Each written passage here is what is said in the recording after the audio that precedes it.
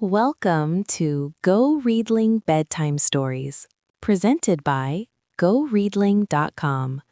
Personalized education and reading skills for kids. Find a comfortable spot. Close your eyes, take a slow, deep breath, and let our story carry you gently off to sleep. Tonight's story is called The Emperor's New Clothes. Imagine, if you will, a land far, far away, nestled between rolling hills that shimmered with emerald green and a sparkling sapphire river that whispered secrets as it flowed softly towards the sea. In this wonderful kingdom lived a grand emperor whose biggest joy, even bigger than parades or feasting on honey cakes, was dressing up in the most magnificent clothes you could ever dream of. Oh, he loved his clothes more than anything. He had robes spun from moonlight silver, jackets stitched with starlight gold, and cloaks that swished like a gentle breeze through a field of lavender. Every morning, he spent a long, long time choosing his outfit for the day, humming a soft tune as he admired himself in his tall, polished mirrors. His castle, you see, was like a giant closet filled with rustling silks and soft velvets, sparkling gems and shiny buckles, all waiting to be worn. The air in his dressing chambers always smelled faintly of cedar and expensive perfumes, a comforting scent that always made him feel important and very, very special.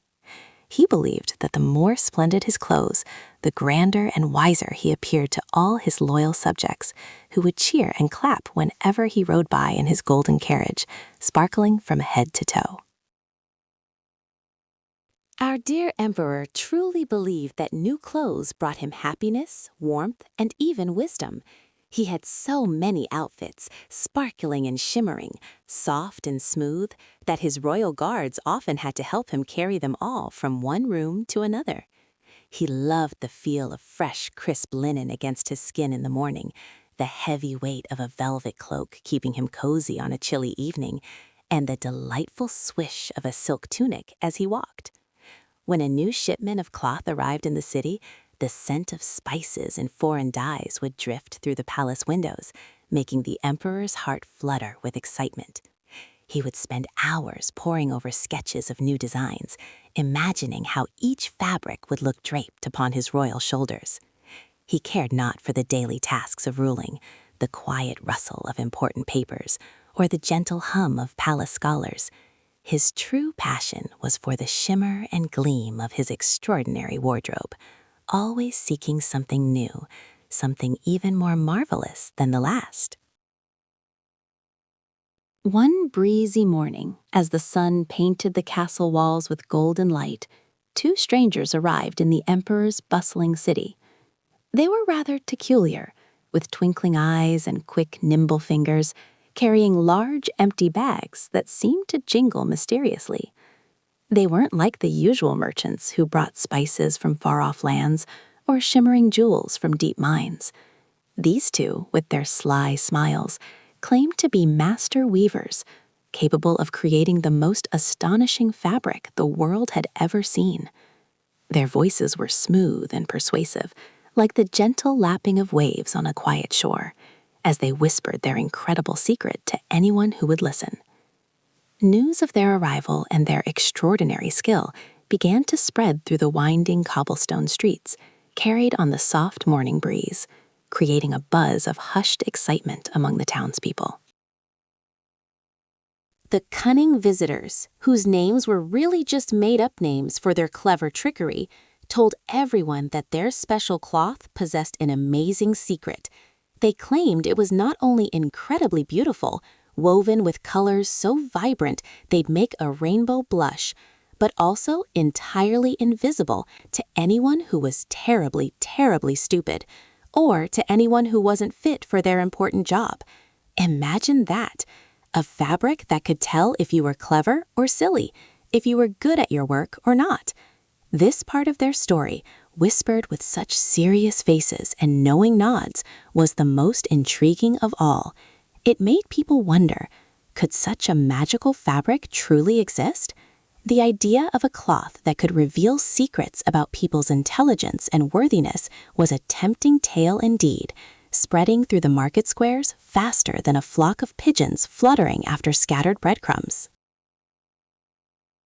When the tale of these extraordinary weavers and their magical, truth-telling fabric finally reached the emperor's grand ears, he was sitting in his sunlit garden, admiring a new pair of silk slippers embroidered with tiny, sparkling dewdrops.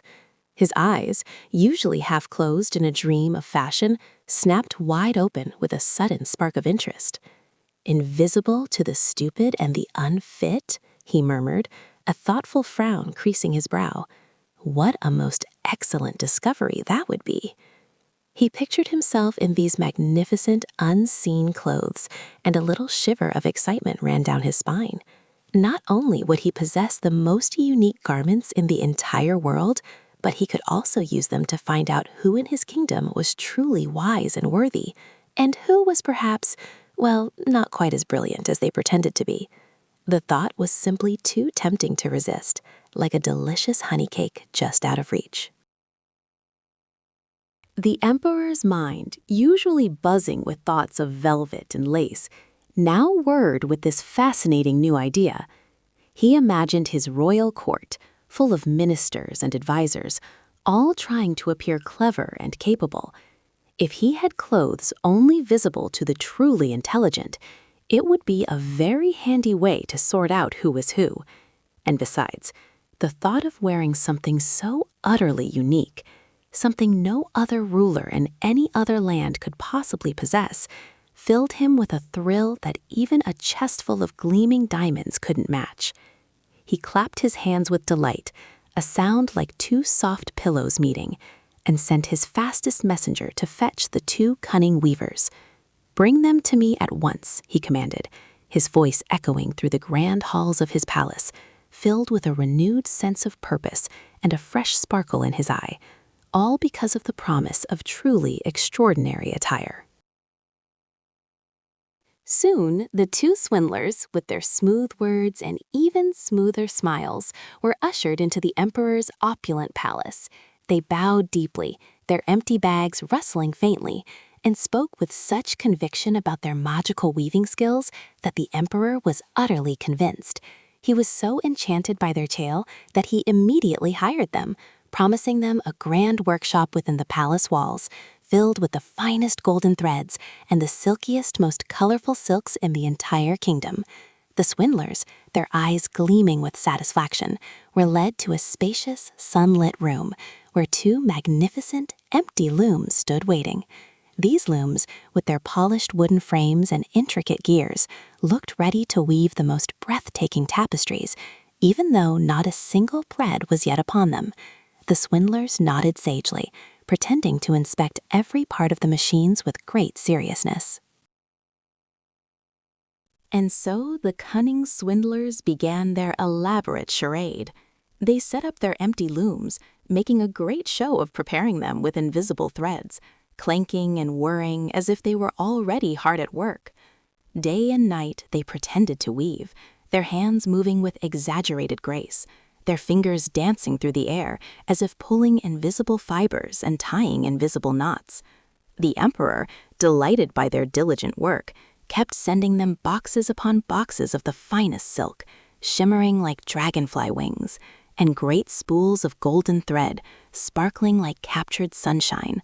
The swindlers, with sly winks to each other, simply tucked all these precious materials into their large, empty bags, which were quickly becoming much heavier, their contents jingling softly with the weight of stolen treasures, while the looms remained utterly, completely bare.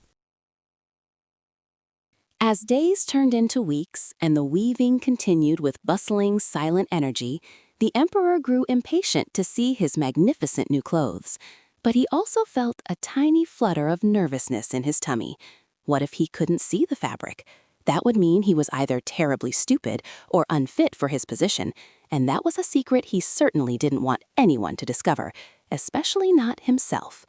So instead of going himself, he decided to send his oldest and wisest minister, a kind man with a long, snowy beard and a gentle smile.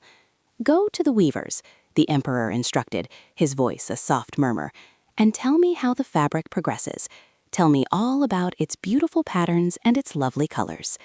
The old minister, bowing respectfully, promised to do just that, his heart filled with loyalty and a quiet sense of duty. The old minister, with a slow, careful step, walked towards the workshop, his polished shoes tapping softly on the marble floors. As he entered, he saw the two swindlers busily moving their hands, pretending to pull and weave on their empty looms. "Oh my goodness," the minister thought, his heart sinking like a stone in a quiet pond. "I don't see anything at all." He rubbed his eyes, blinked hard, and even squinted, but there was nothing there, just the bare wooden frames and the busy empty air. A cold fear, like a tiny icicle, began to prickle his skin. If he admitted he saw nothing, everyone would think he was stupid, or worse, unfit for his important job. How could he possibly tell the emperor that he, a man of such great wisdom, could not see the new fabric? He had to pretend, for the sake of his reputation and his gentle, loyal heart. He cleared his throat and spoke. "Oh, how absolutely magnificent!" the old minister exclaimed, his voice a little shaky but full of feigned admiration. He pointed at the bare loom with a trembling finger. "The patterns are so intricate, so delicate. And the colors, my, such a dazzling array of shades. A true masterpiece indeed." The swindlers, with their sly smiles, nodded in agreement, praising the minister's excellent eyesight and describing the non-existent fabric in even more elaborate detail. The minister listened intently, trying to remember every imaginary stitch and every phantom hue, so he could report back to the emperor with convincing accuracy. He felt a bead of sweat trickle down his forehead, not from the warmth of the room, but from the heat of his secret, unspoken fear. He then bid the swindlers a hasty farewell, eager to escape the silent loom and the loud, unspoken lie. Back in the emperor's private chambers, the old minister recounted his observations with great enthusiasm, his voice a little breathless from the effort of his careful deception. "Your Majesty," he declared, bowing low, "the fabric is beyond anything words can describe. Such exquisite patterns, such brilliant colors, woven with the most delicate touch. Truly a garment fit for an emperor." The emperor listened, a wide smile spreading across his face, a feeling of deep satisfaction blooming in his chest. "Wonderful, wonderful," he exclaimed, clapping his hands together. He felt a surge of pride, not just for the beautiful and invisible fabric, but also because his trusted minister had seen it, proving the minister was indeed clever and worthy. The news of the wondrous fabric, now confirmed by a high official, continued to ripple through the palace, building a quiet wave of anticipation and unspoken fear. Soon after, the emperor, still glowing with satisfaction, decided to send another important official to check on the weaver's progress. This time, it was his grand royal chamberlain, a rather stern man known for his booming voice and his meticulously pressed uniform. The chamberlain, puffing out his chest with self-importance, marched to the workshop, his mind already set on delivering a glowing report. He entered the room, his eyes scanning the looms, and just like the old minister, he saw absolutely nothing. His booming voice suddenly became a tiny squeak inside his own head. "Goodness gracious," he thought, a cold sweat dampening his perfectly styled hair. "Am I stupid? Am I unfit for my magnificent position?" The thought sent a jolt of panic through him, making his knees feel like jelly. He, too, fearing the shame of being thought foolish, decided he must pretend to see the extraordinary invisible cloth.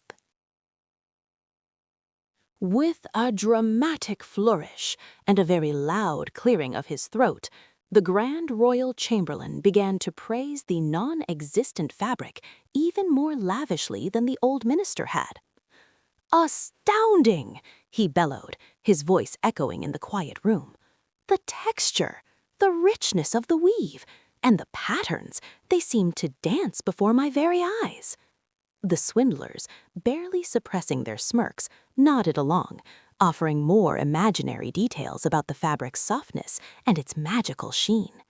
The chamberlain, feeling a knot of anxiety tighten in his stomach, made a mental note of every made-up detail, trying to conjure the image of the splendid cloth in his mind.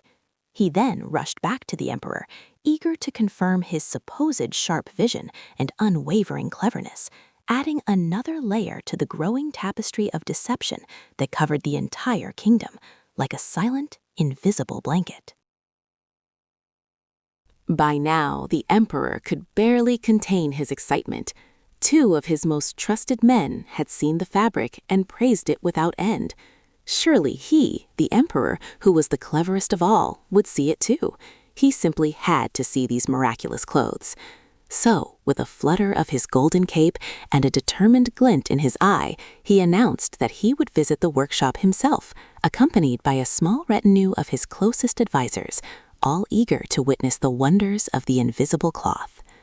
As they approached the workshop, a quiet hush fell over the palace corridor, a mix of anticipation and unspoken dread. The emperor's heart beat a little faster, a tiny drum in his chest, as he imagined the moment he would finally behold the fabric that only the clever and worthy could see. The air itself seemed to hum with the weight of expectation and a shared, silent secret. When the emperor and his advisors finally stepped into the weaver's workshop, the swindlers bowed deeply, their faces beaming with fake pride. They gestured grandly towards the empty looms, inviting the emperor to admire their exquisite work. The emperor looked and looked again. He squinted, he blinked, he even tilted his head from side to side, but all he saw were the bare wooden frames and the busy, empty air where the magnificent fabric was supposed to be. A chill, colder than any winter wind, swept through him. Oh dear, he thought, his heart sinking with a sudden, dreadful realization. I don't see a thing. Does this mean I am stupid? Am I unfit to be emperor? This is the most terrible thing that has ever happened to me. A tiny bead of sweat trickled down his temple, but he quickly wiped it away, trying to hide his secret panic from his attentive advisors. The emperor's mind raced, a whirlwind of worry and fear. He couldn't possibly admit that he saw nothing. What would his people think? What would his advisors say? The shame, the embarrassment. He had to pretend, just like his ministers had. He straightened his shoulders, took a deep breath, and forced a dazzling smile onto his face. "Oh, it's absolutely magnificent," he exclaimed, his voice a little louder than usual, trying to sound genuinely impressed. What exquisite colors, so vibrant and rich, and the pattern, so delicate and intricate. Truly a masterpiece of weaving. His advisors, who also saw nothing but feared admitting it, quickly chimed in with their own praises, all nodding their heads vigorously. The workshop suddenly filled with a chorus of, "Oh, isn't it stunning?" and "What remarkable craftsmanship!" A symphony of polite, nervous lies that echoed softly in the silent, empty room. Word of the emperor's visit and his glowing praises spread like wildfire through the city.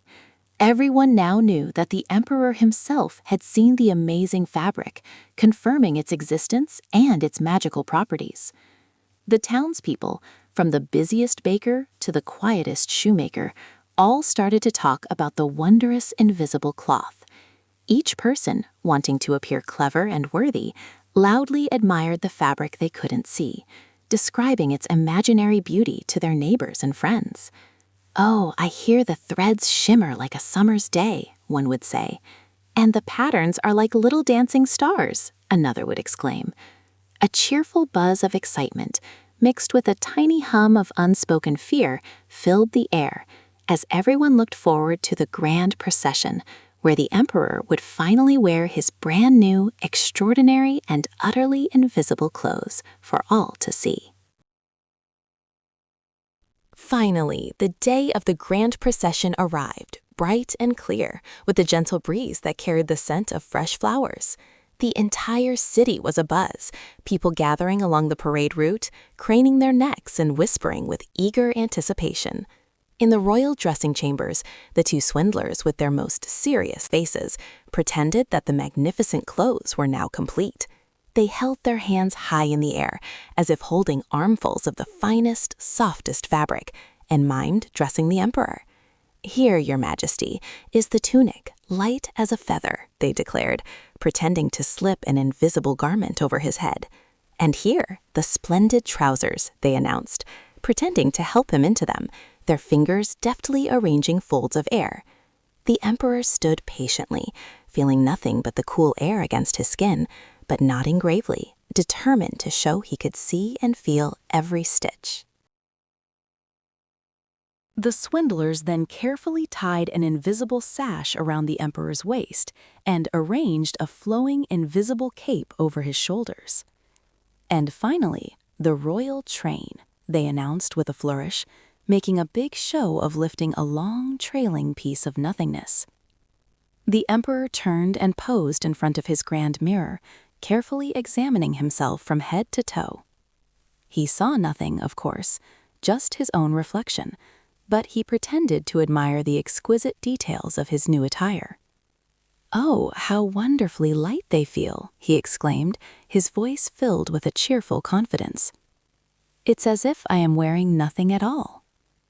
He truly believed he was clothed in the most magnificent, truly unique garments, visible only to the cleverest and most worthy.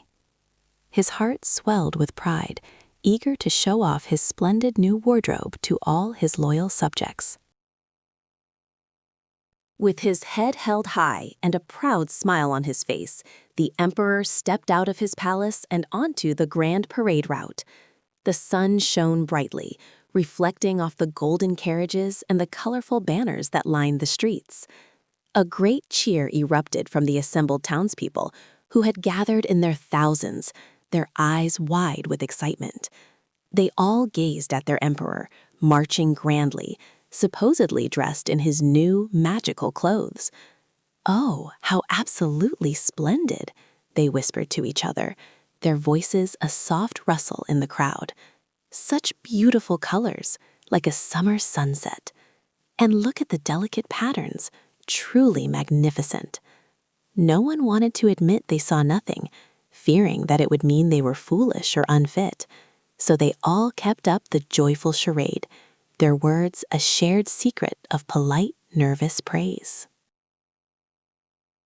As the emperor paraded through the sun-drenched streets, accompanied by his loyal attendants who also bravely pretended to carry his invisible train, the cheers and murmurs of admiration continued. Each person in the vast crowd, from the smallest child clutching their parent's hand to the oldest villager leaning on a walking stick, kept their secret close to their heart. They saw the emperor walking along, quite plainly without any clothes, but the fear of being labeled stupid or unfit for their position was a heavy blanket that covered everyone's thoughts. The collective wish to belong, to be seen as clever and capable, was so strong that it drowned out the truth their eyes clearly saw. They waved their little flags and clapped their hands, their smiles fixed and their praises loud, all because no one dared to be the first to speak the very obvious truth. Then, amidst the hushed admiration and the polite murmurs, a small, innocent voice rang out, clear as a tiny silver bell. It belonged to a little child who had been sitting on her father's shoulders, her eyes wide with wonder and perhaps a tiny bit of confusion. Pointing a small, chubby finger at the grand procession, she exclaimed, in a voice that was perfectly honest and utterly unafraid, "But he hasn't got a thing on." The child's pure, truthful words, spoken without any fear of appearing foolish, cut through the quiet deception like a gentle breeze through a field of tall grass. For a moment, there was a stunned silence, as if the entire city held its breath. And then a ripple, a soft whisper, began to spread through the crowd, as if the truth itself was finally waking up and stretching its arms wide. The child's simple, honest words began to spread through the crowd like tiny, sparkling ripples in a calm pond. "He hasn't got anything on," one person murmured, then another and another, their voices growing louder, gaining courage from each other. Soon, the entire city was buzzing with the truth, a quiet hum that quickly grew into a collective sigh of realization. The emperor, feeling the sudden silence, then the rising tide of murmurs, knew in his heart that the child's words were true. A cold blush crept up his neck, and a tiny shiver, not of cold but of embarrassment, ran through him. He realized that everyone knew, that he had been fooled, and that he was indeed walking along without a single stitch of clothing. But he was the emperor, after all, and he had to keep up appearances, even if his heart felt a little heavy. So, holding his head high, as if nothing had changed, he continued his grand procession, walking slowly, one regal, bare foot in front of the other, until the very end of the parade route, brave and perhaps just a little bit wiser. And so, the emperor finished his parade, walking on with a quiet dignity, the whispers of the crowd slowly fading behind him, like the last notes of a lullaby. The day, which had started with such grand excitement, settled into a peaceful evening, with the sun dipping below the hills, painting the sky with soft hues of pink and orange. The city grew quiet, the sounds of the day replaced by the gentle chirping of crickets and the soft rustle of leaves in the night breeze. As you close your eyes now, my dear little friend, imagine the quiet city, learning a gentle lesson about honesty and truth. Let the day's adventures drift away like fluffy clouds in the big blue sky. Feel the warmth of your cozy bed, and let sweet dreams of kind hearts and soft whispers fill your sleep. Sleep tight, little one, and know that truth, like a tiny star, always shines brightest in the quietest moments. Good night. And that is the end of our story. Thank you for listening to GoReadling Bedtime Stories. Visit GoReadling.com for more stories, reading adventures, and fun learning for kids. Sweet dreams, little one. Good night.